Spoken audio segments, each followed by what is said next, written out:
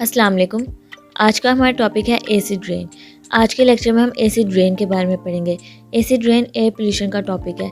इस लेक्चर में हम देखेंगे कि एसिड रेन क्या होती है, उसके बाद फिर हम इसके कुछ टाइप्स देखेंगे, फिर हम इसके कॉजेज़, इफ़ेक्ट्स और प्रिवेंशन डिस्कस करेंगे। एसिड रेन हम ऐसी रेन को कहते हैं जिसकी पीएच वैल्यू 5.6 या फिर 5 से बिलो होती है। नॉर्मली जो रेन होती है वो भी स्लाइटली एसिडिक होती है क्योंकि हमारे इन्वायरमेंट में कार्बन डाइऑक्साइड प्रेजेंट होती है जिससे रेन वाटर रिएक्ट होकर कार्बोनिक एसिड बना लेते हैं, तो उसकी पीएच तकरीबन 5.6 हो जाती है। लेकिन जो असल में एसिड रेन होती है उसकी पीएच वैल्यू 5 से बिलो होती है, अबाउट 4.2 या फिर 4.4 तक। तो एसिड रेन हम ऐसे फॉर्म की प्रेसिपिटेशन को कहेंगे जिसमें हाई लेवल की न्यूट्रिक और सल्फ्यूरिक एसिड प्रेजेंट होंगे, जो न्यूट्रिक और सल्फ्यूरिक एसिड से रिएक्ट होकर एसिडिक होती है और उसकी वजह से फिर इसकी पीएच वैल्यू 5 से बिलो हो जाती है। तो जो नॉर्मल रेन है वो स्लाइटली एसिडिक होती है, उसकी पीएच वैल्यू 5.6 होती है क्योंकि वो, जैसे मैंने भी बताया कि हमारे एटमॉस्फेयर में कार्बन डाइऑक्साइड प्रेजेंट होती है जिससे रिएक्ट होने के बाद वो कार्बनिक एसिड बन जाती है और उसकी पीएच वैल्यू 5.6 हो जाती है। लेकिन जो एसिडिक रेन है उसमें नाइट्रिक एसिड और सल्फ्यूरिक एसिड प्रेजेंट होते हैं और उसकी पीएच वैल्यू 4.2 या फिर 4.4 होती है। एसिड रेन को पहले हम इस डायग्राम से देख लेते हैं। तो होता क्या है कि बहुत सी एंथ्रोपोजेनिक सोर्सेज या फिर नेचुरल सोर्सेज की वजह से निट्रिक एसिड और सल्फ्यूरिक एसिड फॉर्म होती है, जैसे कि ऑटोमोबाइल की वजह से या फिर फैक्ट्रीज़ की वजह से, थर्मल पावर प्लांट की वजह से, फॉसल फ्यूल की बर्निंग की वजह से या फिर कार्बन डाइऑक्साइड की बर्निंग की वजह से नाइट्रोजन ऑक्साइड और सल्फर डाइऑक्साइड प्रोड्यूस होती है। फिर ये नाइट्रोजन डाइऑक्साइड या सल्फर डाइऑक्साइड हमारे एटमॉस्फेयर में जाती है और वाटर वेपर के साथ रिएक्ट होती है। नाइट्रोजन डाइऑक्साइड जब वाटर वेपर के साथ रिएक्ट होती है तो वो नाइट्रिक एसिड के फॉर्म में हो जाती है और सल्फर डाइऑक्साइड जब वाटर वेपर के साथ रिएक्ट करती है तो वो सल्फ्यूरिक एसिड बन जाती है। फिर ये रेन वाटर के फॉर्म में हमारे एटमॉस्फेयर में एंटर होती है और हमारे प्लांट्स, एनिमल्स और इन्वायरमेंट को इफेक्ट करती है। एसिड रेन के टॉपिक में एक टर्म यूज़ होती है एसिड डेपोजिशन। एसिड डेपोजिशन का मतलब होता है एक्यूमुलेशन ऑफ एसिड्स। इसके हमारे पास दो टाइप्स होती हैं, वेट डेपोजिशन और ड्राई डेपोजिशन। वेट डेपोजिशन और ड्राई डेपोजिशन में ये डिफरेंस होता है कि वेट डेपोजिशन में एसिड की एक्यूमुलेशन वाटर या फिर वाटर वेपर्स की वजह से होती है। इसमें जो एसिड का फ्लो होता है वो रेन, फॉग या फिर स्नो की वजह से होता है। मतलब जो एसिड हमारे इन्वायरमेंट में एंटर होती है वो रेन के थ्रू होती है या फॉग के थ्रू होती है या फिर स्नो के थ्रू होती है। इसकी बेस्ट एग्जांपल हमारे पास है एसिड रेन। और ड्राई डेपोजिशन में एसिड की एक्यूमुलेशन डस्ट या फिर गैसेस के थ्रू होती है। इसमें जो एसिड प्रेजेंट होती है वो लीफ की सरफेस पे या फिर बिल्डिंग की सरफेस पे प्रेजेंट होती है। तो इसमें पोल्यूशन कैसे क्रिएट होता है कि जब रेन होती है तो ये रेन के साथ फ्लो करके हमारे लेक्स में एंटर हो जाती है और हमारे सॉइल सरफेस को अफेक्ट करती है या फिर सॉइल वाटर को अफेक्ट करती है। तो इस तरह से ये जो है ड्राई डेपोजिशन, ये हमारे इन्वायरमेंट को अफेक्ट करती है। तो वेट डेपोजिशन में और ड्राई डेपोजिशन में क्या डिफरेंस है? वेट डेपोजिशन में एसिड की एक्यूमुलेशन वाटर या फिर वाटर वेपर्स के थ्रू होती है और ड्राई डेपोजिशन में एसिड की एक्यूमुलेशन डस्ट, गैसेस या फिर स्मोक के थ्रू होती है। इसके अलावा वेट डेपोजिशन में एसिड रेन, फॉग या फिर स्नो के थ्रू फ्लो करता है, हमारे इन्वायरमेंट में एंटर होता है, जिसकी एग्जांपल हमारे पास है एसिड रेन। और ड्राई डेपोजिशन में जो एसिड गैसेस और डस्ट के फॉर्म में प्रेजेंट होती है वो हमारे लीफ सरफेस पे या फिर बिल्डिंग की सरफेस पे प्रेजेंट होता है। फिर ये रेन वाटर के साथ मिक्स होकर हमारे इन्वायरमेंट में एंटर होता है, हमारे लेक्स में एंटर हो जाता है और हमारे सॉइल वाटर को अफेक्ट करता है। नेक्स्ट हम एसिड रेन की कॉजेज़ देख लेते हैं। तो जो सबसे बड़ा सोर्स है एसिड रेन का वो है कोल बर्निंग पावर प्लांट्स, फैक्ट्रीज़ या फिर ऑटोमोबाइल्स।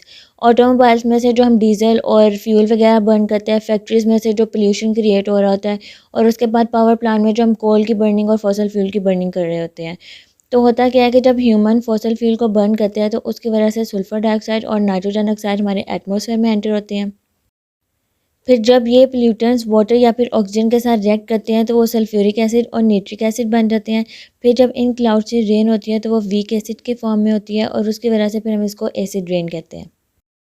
तो मेन सोर्स इसका ऑटोमोबाइल, पावर प्लांट्स और फैक्ट्रीज़ वगैरह है जिसमें हम फ्यूल की बर्निंग, कोल की बर्निंग या फिर फॉसल फ्यूल की बर्निंग करती है, जिसकी वजह से सल्फर डाइऑक्साइड और नाइट्रोजन डाइऑक्साइड हमारे एटमॉस्फेयर में एंटर होकर वाटर वेपर के साथ रिएक्ट करते हैं और नाइट्रिक एसिड और सल्फ्यूरिक एसिड फॉर्म करते हैं।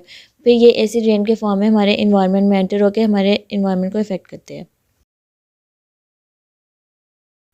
नेक्स्ट हम एसिड रेन के इफ़ेक्ट देख लेते हैं। जब एसिड रेन होती है तो वो हमारे इन्वायरमेंट में हर चीज़ को अफेक्ट करती है, चाहे वो प्लांट्स हो, एनिमल्स हो, बिल्डिंग्स हो, मॉन्यूमेंट्स हो, सोइल या फिर जो भी हो, वो हर चीज़ को अफेक्ट करती हैं।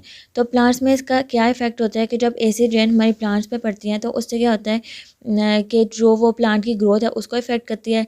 जब वो ट्रीज़ के लीव्स पे पड़ते हैं तो हमारे जो लीव्स हैं वो डैमेज हो जाते हैं, ड्राई हो जाते हैं, जिसकी वजह से हमारी प्लांट की ग्रोथ भी अफेक्ट होती है। फिर इसके अलावा जब एसिड रेन हमारी सॉइल पे पड़ती है, सॉइल में डिज़ोल्व हो जाती है, तो उससे क्या होता है कि जो एसेंशियल न्यूट्रिएंट्स या मिनरल हमारे सॉइल में प्रेजेंट होते हैं, जो प्लांट की ग्रोथ के लिए बहुत इंपॉर्टेंट होते हैं, वो उसको इफेक्ट करते हैं, जिसकी वजह से प्लांट की ग्रोथ इफेक्ट होती है और ज़्यादा एसिड रेन होने की वजह से प्लांट डाई भी हो जाता है।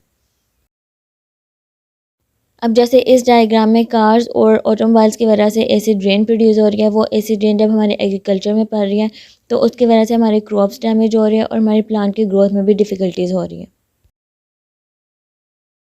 नेक्स्ट हम देखते हैं कि हमारे रिवर और लेक में एसिड रेन का क्या इफ़ेक्ट होता है। तो जब एसिड रेन होती है तो उसकी वजह से हमारे रिवर, ओशन और लेक्स की पीएच वैल्यू 5.6 से कम हो जाती है, जिसकी वजह से जो एनिमल्स और दूसरे एक्वाटिक ऑर्गेनिज्म हमारे रिवर और लेक्स में प्रेजेंट होते हैं उनमें डिजीज़ कॉज होती है, जिसकी वजह से वो बीमार हो जाते हैं और ज़्यादा एसिड रेन होने की वजह से वो मर भी जाते हैं। इसके अलावा जो वाटर की एसिडिटी है वो ना सिर्फ डायरेक्टली स्पीशीज़ को अफेक्ट करता है, बल्कि वो हमारे वाटर में कुछ टॉक्सिक सब्सटेंसेस भी कॉज करते हैं, जैसे कि एल्युमिनियम। एसिड रेन होने की वजह से हमारे सोइल में एल्युमिनियम प्रोड्यूस होता है। फिर ये एल्युमिनियम जब वाटर में एंटर होते हैं, जैसे कि रिवर, लेक्स या फिर ओशन में, तो वहाँ पे जो वाटर में जो भी ऑर्गेनिज्म प्रेजेंट होते हैं, फिशेज या फिर दूसरे एक्वाटिक ऑर्गेनिज्म, ये उनको हार्म करते हैं। उनकी वजह से फिर उनमें डिजीज़ कॉज होती है और वो मर जाते हैं। नेक्स्ट हम देखते हैं एसिड रेन का ह्यूमंस पे क्या इफेक्ट होता है। तो एसिड रेन की वजह से ह्यूमंस में स्किन डिजीजेज हो सकती हैं, उनकी स्किन पैची हो सकती है, इची हो सकती है या फिर ड्राई हो सकती है।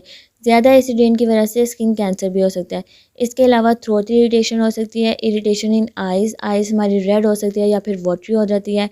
इसके अलावा ब्रीथिंग प्रॉब्लम भी होती है, अस्थमा का इशू होता है और रेस्पिरेटरी प्रॉब्लम्स भी हो सकते हैं।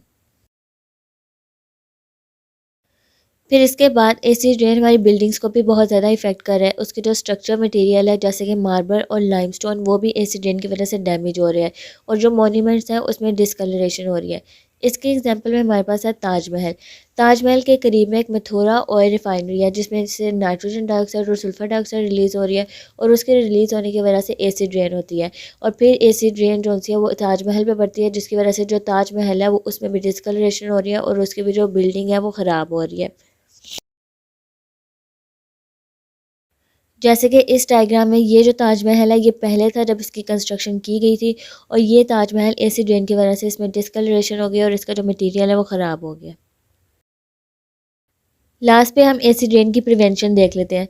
तो जो एक तरीका है जिससे हम एसिड रेन को प्रिवेंट कर सकते हैं वो यही है कि हम ऐसी चीज़ों को रोक दें जिसमें से नाइट्रोजन डाइऑक्साइड और सल्फर डाइऑक्साइड रिलीज़ हो रही है, क्योंकि acid rain animals, plants, humans, monuments, तकरीबन हर चीज़ जो हमारे इन्वायरमेंट में प्रेजेंट है उस सब के लिए इफेक्टिव है।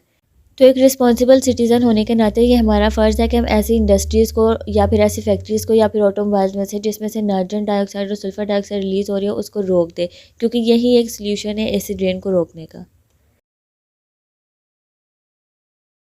तो ये था हमारा आज का टॉपिक। आज के लेक्चर में हमने एसिड रेन के बारे में पढ़ा। इसमें हमने देखा कि एसिड रेन हम ऐसी फॉर्म की प्रेसिपिटेशन को कहते हैं जो नाइट्रोजन डाइऑक्साइड और सल्फर डाइऑक्साइड से रिएक्ट होकर बनती है।